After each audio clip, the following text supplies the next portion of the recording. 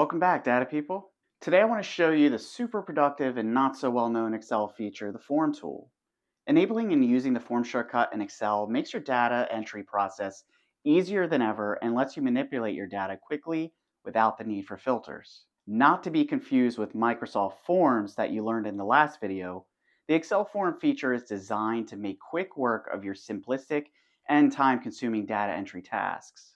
So buckle in and get ready to supersize your already growing Excel skills. The first thing we need to do with our budget file is enable the form tool in Excel. By default it's turned off, but activating it is simple enough. Most of you may already have some tools available in your quick access toolbar. It's generally found just above the ribbon, and normally you'd see the save and undo features, if not others. If you don't see anything there, you can go to the options under the File tab and select Quick Access Toolbar. But the quick way, if you already have it set up, is to click the drop-down arrow and select More Commands. The option window appears and you'll want to change the drop-down from Popular Commands to All Commands, or Commands Not in the ribbon. After you hit OK, you'll see a new icon appear for your Data Entry Forms button. Now if you click the button as is, you get an error message. The form feature won't work for you because it only works within a table, meaning we can only add or manipulate the data if we select a cell within a table. Of course, this short list needs to be converted to a table, and to do that, click anywhere within the range and press Ctrl T. Make sure you've selected headers if they exist, and hit OK. The data entered is now formatted as a table, and you can further customize it under the Table Design tab if you wish. So let's click into the budget data and try our form icon again. The first thing you should notice is that the form window has identified the headings of the table. So when you want to search, create a new row, or even change an existing, you have all the data fields you need. If you wanted to add another field, you'd first want to create the column and resize your table before using the form tool again. But since we aren't going to add a new field, let's start by creating some new data entry values.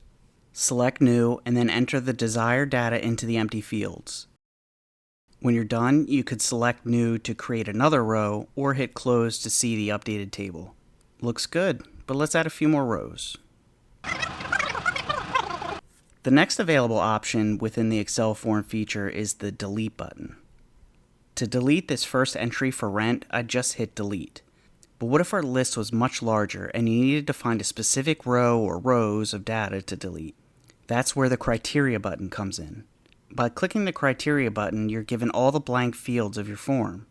You can search by a single or multiple columns. To start, let's search for all bills that have not been paid. Type in No for the paid field and click Find Next. Since there are multiple entries, you can move through all the data rows with the Previous and Next buttons. When you find the one you're looking for, you can delete or change the data depending on your needs.